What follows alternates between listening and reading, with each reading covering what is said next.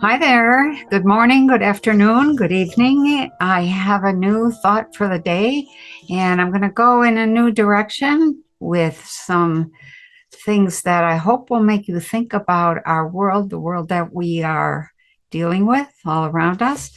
And this thought for the day comes from an old book by Kevin Kelly. This is New Rules for the New Economy. And it was written way back in 1998. So it starts out, no one can escape the transforming fire of machines. Technology, which once progressed at the periphery of culture, now engulfs our minds as well as our lives. Is it any wonder that technology triggers such intense fascination, fear, and rage?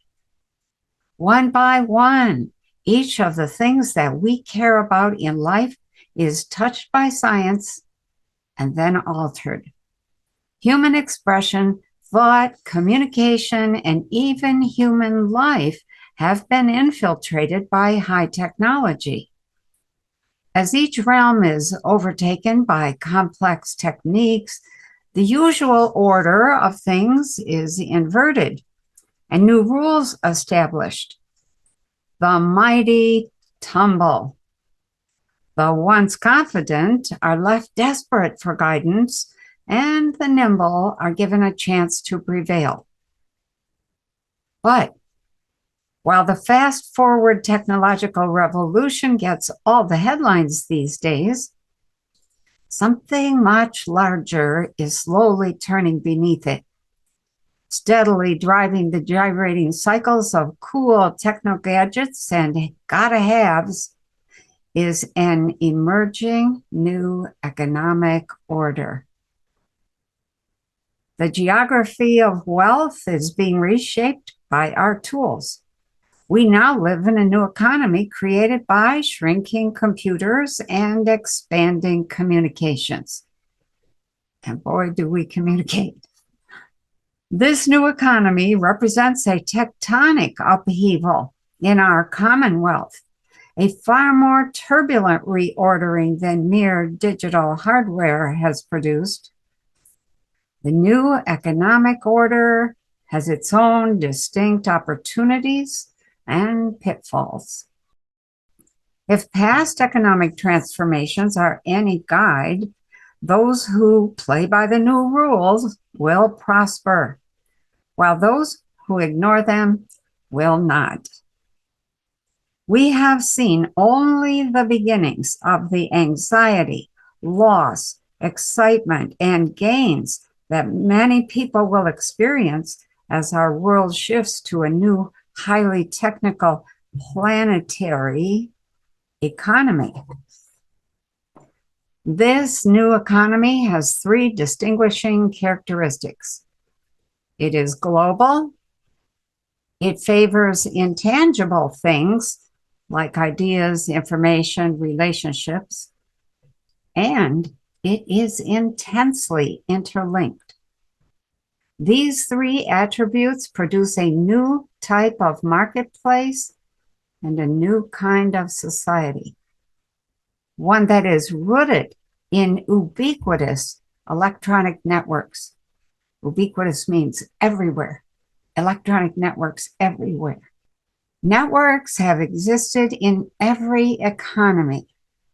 What's different now is that networks, enhanced and multiplied by technology, penetrate our lives so deeply that network, the term network, has become the central metaphor around which our thinking and our economy are organized. Unless we can understand the distinctive logic of networks, we can't profit from economic transformation that's now underway.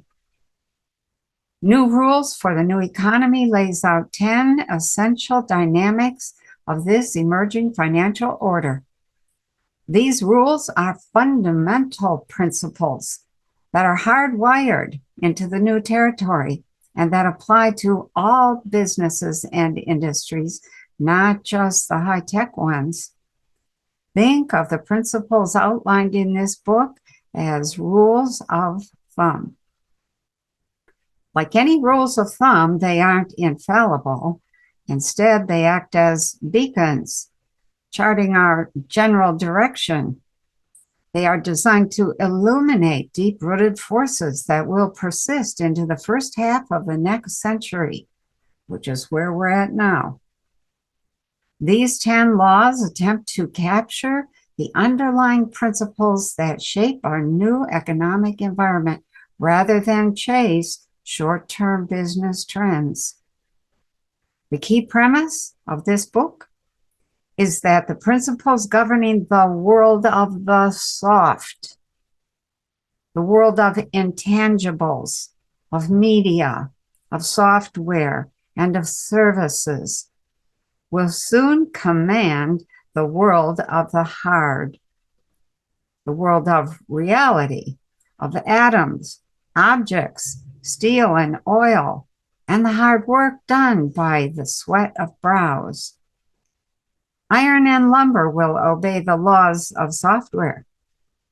Automobiles will follow the rules of networks. Smokestacks will comply with the decrees of knowledge. If you want to envision where the future of your industry will be, imagine it as a business built entirely around the soft. Even if at this point you see it based in the hard. Of course, all the mouse clicks in the world can't move atoms in real space without tapping real energy. So there are limits to how far the soft will infiltrate the hard. But the evidence everywhere indicates that the hard world is irreversibly softening. Therefore, one can gain a huge advantage simply by riding this conversation. To stay ahead, you chiefly need to understand how the soft world works, how networks prosper and grow, how interfaces control attention, how plenitude drives value, and then apply those principles to the world of the hard now. So, and he says, kind of a little afterthought, the tricks of the intangible trade will become the tricks of your trade. So as we move into the day, this book was written 26 years ago with the expectation that globalism was the future. The hard industry were the industrial giants that we grew up with. Those were things like construction, food production, big food processing, big agriculture, and automobile manufacturing. The soft has been taking over. What is the soft? Media, computers, entertainment, communications, AI, etc. So the soft has been taking over. We now appear to be moving toward local economies instead of global economies. But the move toward the soft continues. Will AI, which is soft, and CBDCs, which are soft money, and the internet, which is all about connection, seduce us into a hidden form of globalism? If someone we don't know or trust controls all our money, isn't that just like globalism? Think about that as you go through your day, and make a great day.